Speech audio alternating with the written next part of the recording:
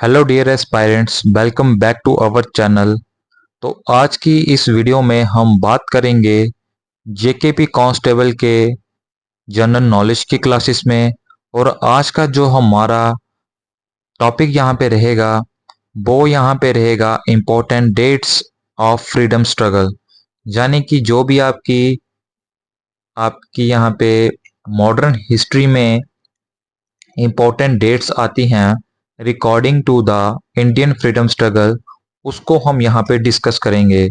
तो हम यहाँ पे जेकेपी कांस्टेबल का कोर्स यहाँ पे कर रहे हैं, जिसमें आपकी यहाँ पे बाकी सब्जेक्ट्स की क्लासेस भी चल रही हैं। और आज की क्लास से हम जीके सेक्शन को स्टार्ट करने वाले हैं।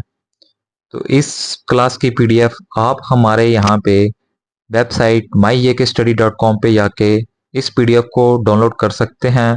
इसका लिंक आपको डिस्क्रिप्शन बॉक्स में मिल जाएगा।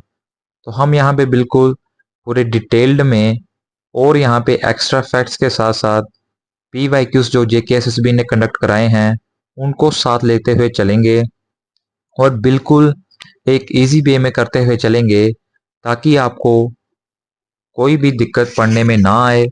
और यहाँ पे जो सब नोट्स जो हैं वो आपके अकॉर्डिंग टू द जेकेएसएसबी के जो लेटेस्ट पैटर्न है उसके अकॉर्डिंग यहाँ पे रहेगा। तो इस टॉपिक में से जेकेएसएसबी ने काफ़ी क्वेश्चन पूछे हैं अपने रिसेंटली एग्जाम्स में। तो आज की क्लास भी हमारी कुछ इस प्रकार से ही रहेगी। आज जो है हम यहाँ पे अपनी 1885 से लेके 1920 1927 तक जो भी यहाँ पे वो रहती है पूरी टाइमलाइन, उसको हम यहाँ पे डिस्कस करते हुए चलेंगे। तो सबसे पहले हमारा यहाँ पे टॉपिक कहता है 1885 में जो हमारी टाइमलाइन कहती है वो कहती है the birth of the Indian national Congress. यानी कि 1885 में इंडियन नेशनल कांग्रेस की जो है वो फॉर्मेशन होती है।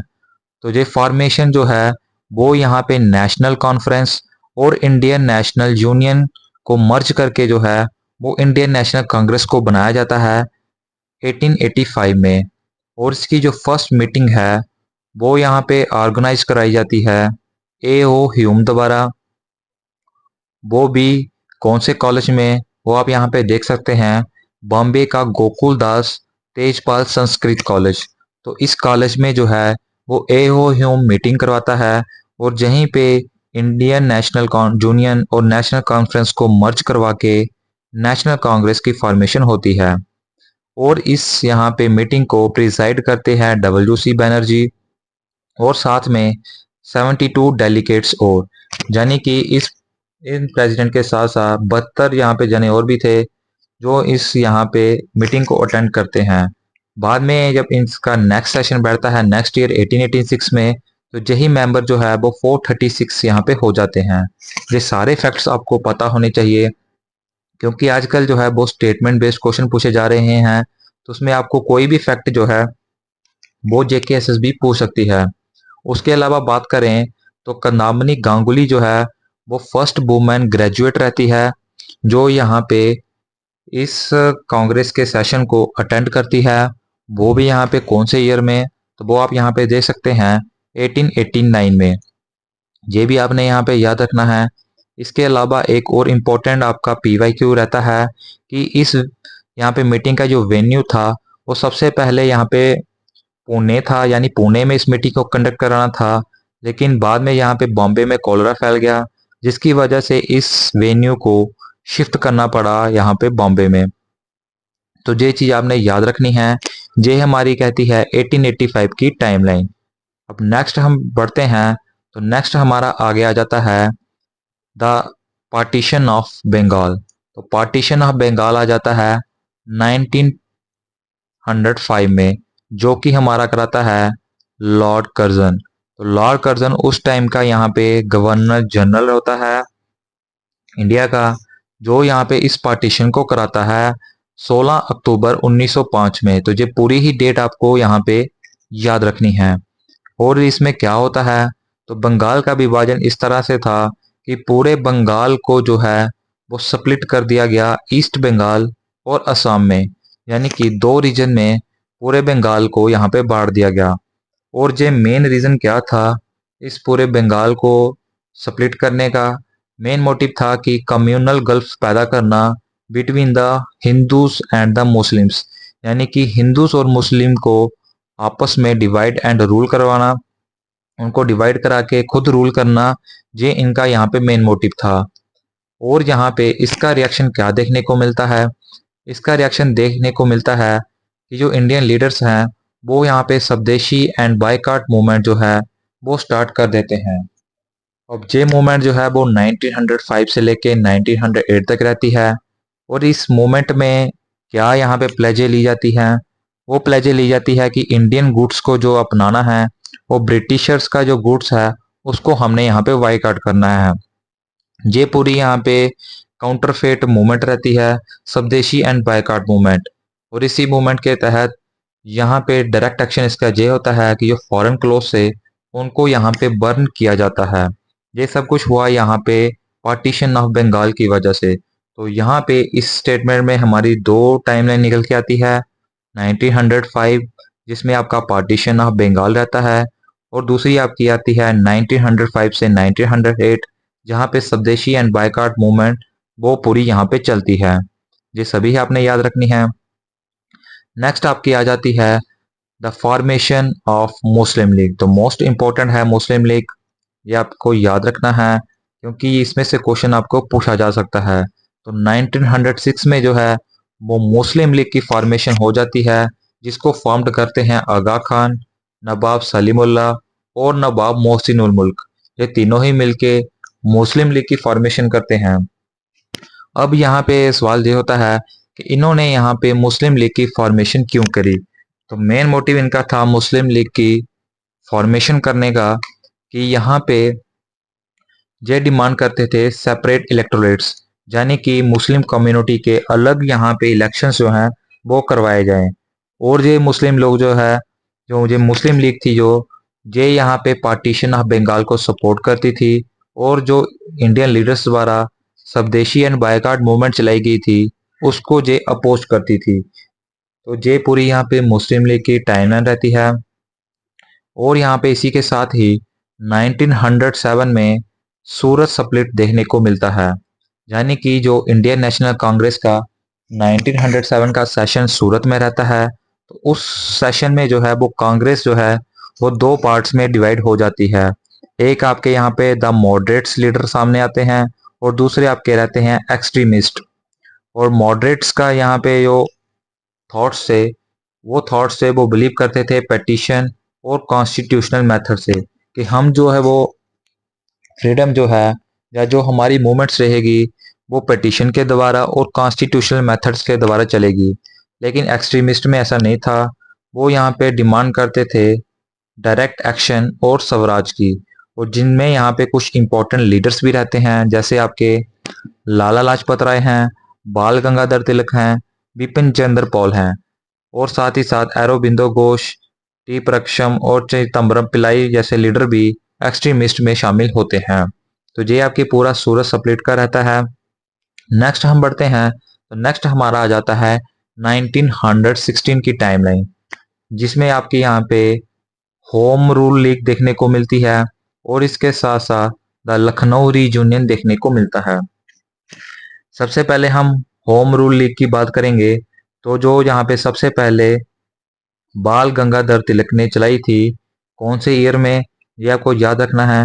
तो ये आपकी रहती है यहाँ पे 1916 में। तो 1916 में बाल गंगाधर तिलक द्वारा पूना में होम रूल लीग की शुरुआत यहाँ पे की जाती है, और जिसका जो रीजन जो है वो महाराष्ट्र और कर्नाटका रहते हैं, यानी इन दोनों रीजन में जो है वो ये मूवमेंट्स रहती है।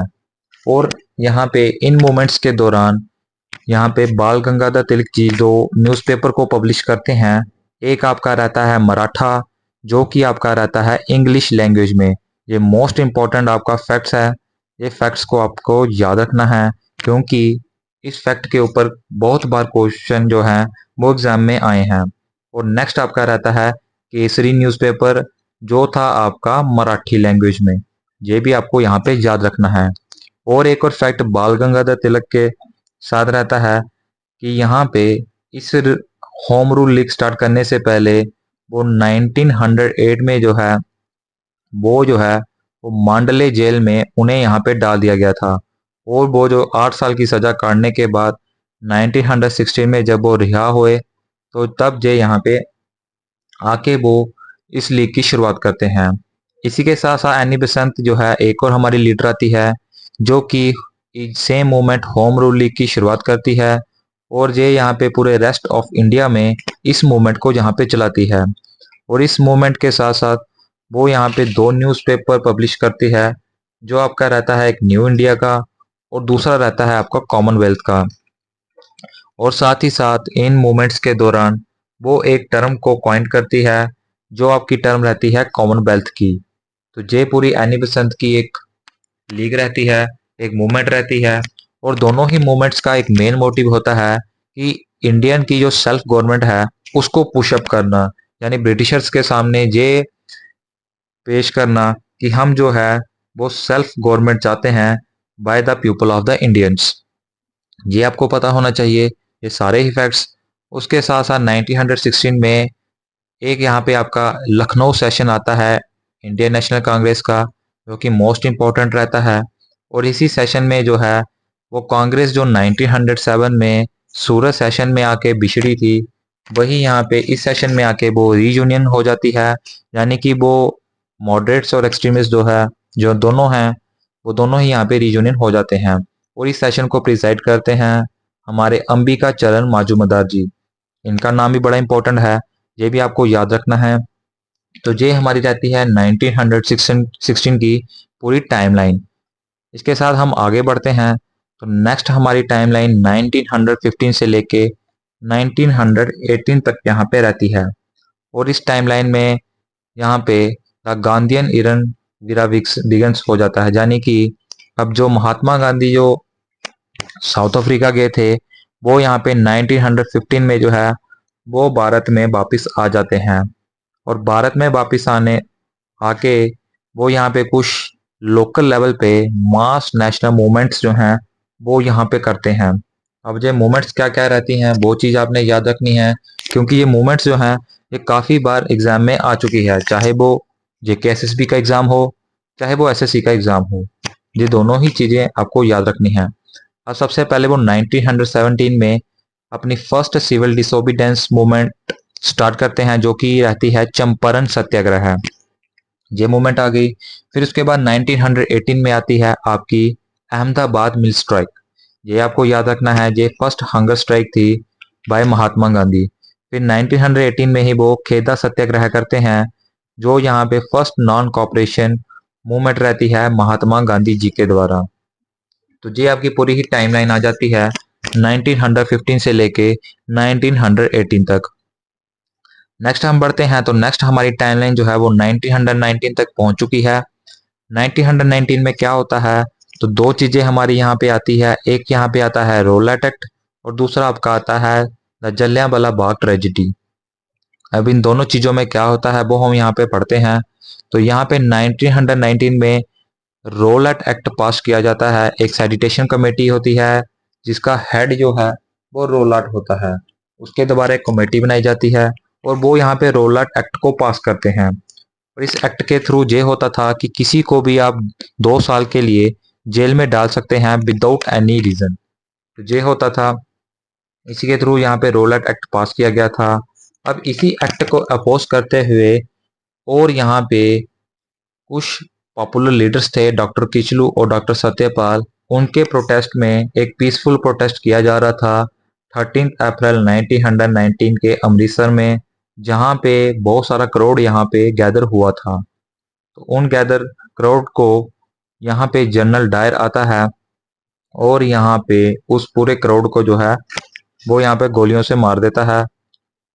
और यहाँ पे इसके बाद जो है वो काफ़ी वायलेशंस होती हैं और जहाँ पे रविंद्रनाथ टैगोर जी को जो नाइटहुड का टाइटल मिला था, जो एक इम्पोर्टेंट चीज़ है, वो यहाँ पे इस हत्याकांड के बाद जो है वो इस टाइटल को त्याग देते हैं। ये टाइटल उन्हें 1915 में मिला था, ये आपको यहाँ पे याद रखना है। तो ये यहाँ पे पूरा जलियांवाला बाग हत्याकांड रहता है, जो कि मैक्सिमम बच्चों को यहाँ पे ऑलरेडी पता होगा। तो ये पूरी 1919 की टाइमलाइन यहाँ पे रहती है। नेक्स्ट हम बात करते हैं, तो नेक्स्ट हमारी आ जाती है 1920 से 1922 तक। अब 1920 से 1922 तक क्या होता है, तो दो हमारी मूवमेंट्स चलती हैं। एक रहती है खिलाफत मूवमेंट और दूसरी आपकी रहती है नॉन कॉपरेशन मूवमेंट। अब खिलाफत मूवमेंट क्या कहती है वो चीज़ हम सबसे पहले पढ़ते हैं। तो यहाँ पे सेकेंड वर्ल्ड वार के बाद क्या होता है कि वो यहाँ पे खलीफा लीडर्स होते हैं टर्की में, वो मुस्लिम्स को यहाँ पे, मुस्लिम के जो स्पिरिचुअल लीडर खलीफा हैं उसको यहाँ पे हटा देते हैं।